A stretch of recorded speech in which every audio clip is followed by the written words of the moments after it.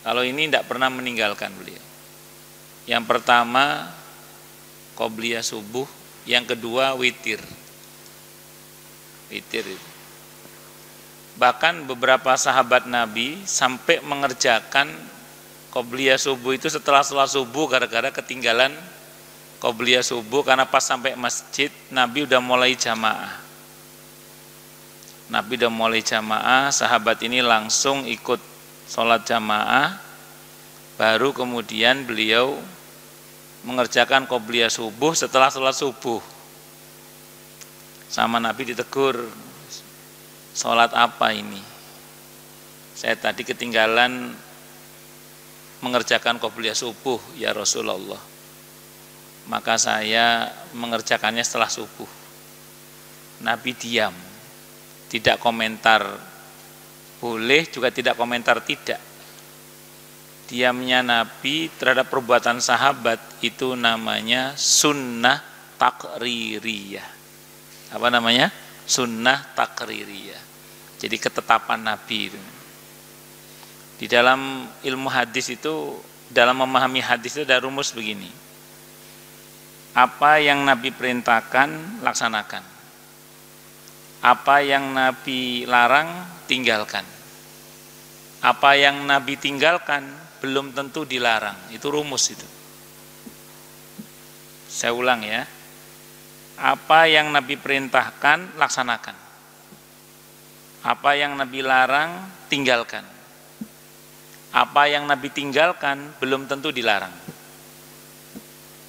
Saya ulang ya, yang Nabi perintahkan, kerjakan. Yang Nabi larang, tinggalkan. Yang Nabi tinggalkan belum tentu dilarang. Itu dalam memahami hadis itu harus dipahami betul. Kalau ada dalil khusus, ada dalil umumnya dimenangkan dalil khusus. Contoh. Kalau khutbah Jumat, hadisnya Sahih Muslim diantaranya, Nabi doanya sambil mengangkat satu jari. Hadisnya Sahih Muslim. Secara umum doa ngangkat tangan begini secara umum, setentang dengan pundak. Secara umum. Tapi ada saatnya di mana Nabi berdoa itu begini. Kapan? Saat khutbah Jumat. Begini doanya Nabi itu. Itu namanya ada dalil umum, ada dalil khusus. Yang dipakai dalil khusus. Tapi Ibnu Rushd dalam kitab Bidayahul Mujtahid, beliau mengatakan, tapi ada ulama yang mengatakan bahwa kalaupun ada dalil khusus dan ada dalil umum, kalau sampai dalil umumnya mencapai derajat mutawatir, maka yang dimenangkan adalah yang mutawatir.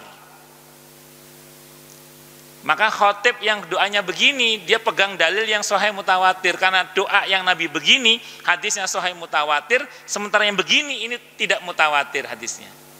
Sahih tapi tidak mutawatir. Ini dinamika fikih namanya.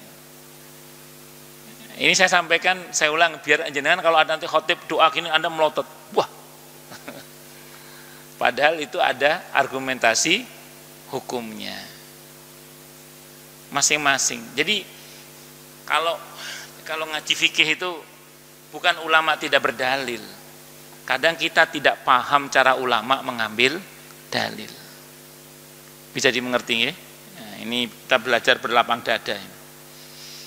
Ini tadi kembali pada 2 rakaat fajar tadi itu. Terus yang kedua witir, yang Nabi nggak pernah tinggal witir. Sampai Nabi wanti-wanti kepada sahabat mulia Mu'adz bin Jabal radhiyallahu an, kepada sahabat mulia Anas bin Malik radhiyallahu an. Sampai wanti-wanti jangan sampai tinggal witir walaupun cuma 1 rakaat sebelum tidur. Wajib hukum? Enggak wajib. Witir enggak wajib hukumnya. Sunnah muakkadah. Nah, ini dua salat sunnah yang jangan sampai tinggal, nggih. Qobliyah subuh sama apa? Ya, kalaupun ketinggalan dikodok, karena sahabat mengkodok itu. Saking pentingnya, dan Nabi mendiamkan. Namanya apa tadi? Sunnah takririyah itu. Kemudian yang kedua, itu yang pertama. Yang kedua, hadisnya qalat Ummu Habibah. Berkata siapa Ummu Habibah? Zaujun Nabi, istri Nabi kita Muhammad sallallahu alaihi wasallam. Ini Ummul Mukminin berarti radhiyallahu anha. Qala bersabda siapa Rasulullah sallallahu alaihi wasallam, man hafadha, barang siapa yang menjaga ala arba'i rakaatin, atas 4 rakaat, qabla dzuhri, sebelum zuhur, wa arba'a rakaat wa arba'in, dan 4 ba'daha, sesudah zuhur, haramahullahu 'alan nar, maka Allah akan haramkan dia dari api neraka, alias masuk surga. Karena haram masuk neraka berarti pasti masuk surga. 4 rakaat sebelum zuhur, 4 rakaat setelah zuhur. Hadisnya riwayat Abi Dawud, At-Tirmidzi, An-Nasai, hadisnya sahih. Hadisnya sahih. Sebenarnya ya, yang pokok dari zuhur itu dua-dua, itu aslinya itu. Karena kan ada hadis Abdullah bin Umar itu yang 10 aku jaga dari Rasulullah, aku hafal dari Rasulullah 10. 10 itu 2 qobliyah subuh, 2 qobliyah zuhur, 2 ba'diyah zuhur, 2 ba'diyah maghrib, 2 ba'diyah isya. 10. Itu hadis Abdullah bin Umar, sahih hadisnya. Kalau ingin dapat rumah 12. 12 itu tambah 2, qobliyah zuhurnya 4. Kalau ingin dapat rumah plus bebas dari api neraka, ba'diyah zuhurnya berapa? Tambah 2. Berarti berapa? 14 berarti. Yang pokok itu 10 sebenarnya yang pokok. Jadi sisanya itu tidak muakkadah. Yang muakkadah itu yang 10 itu. Bisa dimengerti insyaallah nggih. Cara mengerjakannya 2 salam 2 salam. Bukan langsung 4 tapi 2 salam 2 salam. Dalam sebuah hadis riwayat Abi Dawud, Nabi ditanya, "Ya Rasulullah, bagaimana sholat malam itu?" Nabi menjawab, "Sholatul laili wan nahari masna masna." Sholat sunnah di waktu siang dan malam hari itu 2 salam 2 salam. Kalaupun ada hadis dari Siti Aisyah radhiyallahu anha, sahih juga hadisnya, Nabi mengerjakan 4-3, maka sebagian para ulama mengatakan itu yang Nabi kerjakan. Tapi yang Nabi ajarkan 2 salam 2 salam. Kenapa? Karena yang Nabi lakukan belum tentu untuk kita, tapi yang Nabi ajarkan pasti untuk kita. Saya ulang, yang Nabi lakukan belum tentu untuk kita, tapi yang Nabi ajarkan pasti untuk kita. Itu rumusnya. Sampai mana tadi? Nah, itu sebagai pribadi itu namanya. Kalau pribadi, bahkan beberapa berlaku apa tadi? Khusus tadi itu. Tidak berlaku umum. Nah, untuk mengetahui ini memang kita mesti belajar ulumul hadis.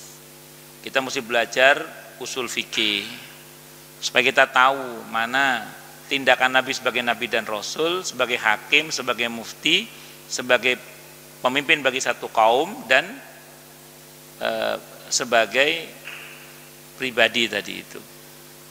Bahkan kadang pada aktualisasinya itu pun kita mesti paham konteks.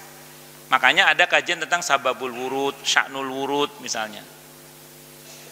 Ada tahqiqul manat misalnya. Itu supaya kita lebih presisi di dalam memahami sunnah Nabi kita Muhammad sallallahu alaihi wasallam. Hadis yang ketiga. Rahimallahu imro'an shalla qabla asri arba'an. Semoga Allah merahmati seseorang yang salat sebelum asar 4 rakaat. Kalau di Bulughul Maram 2 rakaat. Rahimallahu man shalla raka'ataini qoblal asri. Cuman hadisnya oleh Ibnu Taimiyah dikomentari maudhu', palsu. Nah, hadis ini saya baca di Fikih Sunnah saya sabik. Hadis ini riwayat Ahmad, Abu Dawud, At-Tirmidzi, hadisnya hadis hasan. Ahmad hadis nomor 5980. Kalau Abu Dawud hadis nomor 1273. Kalau At-Tirmidzi hadis nomor 432. Hadis hasan, 4 rakaat. Kalau yang 2 rakaat itu hadisnya oleh Ibnu Taimiyah dinyatakan apa tadi? Maudhu'. Bisa menjadi sahih kalau menggunakan dalil umum. Antara adzan dan iqamah ada sholat 2 rakaat. 2 rakaat sebelum sholat asar berarti apa? Qobliyah asar. 2 rakaat cukup. 4 rakaat lebih baik. Qobliyah maghrib ada, pakai dalil umum itu. Kalau Nabi untuk maghrib itu sabdanya gini, sallu qoblal maghrib, sallu qoblal maghrib, sallu qoblal maghrib liman sya'a. Salatlah sebelum maghrib 3 kali, yang ketiga beliau bilang bagi yang mau. Berarti tidak muakkadah. Itu sallu qoblal maghrib liman sya'a, itu yang ketiga beliau bilang begitu. Yang tidak ada itu ba'diyah asar sama ba'diyah subuh, itu yang tidak ada. Tidak termasuk dalam larangan sholat yang muqayyad. Muqayyad itu yang terkait dengan satu kejadian. Misalnya gerhana bulan terjadinya setelah asar. Ya kita sholat asar dulu lah.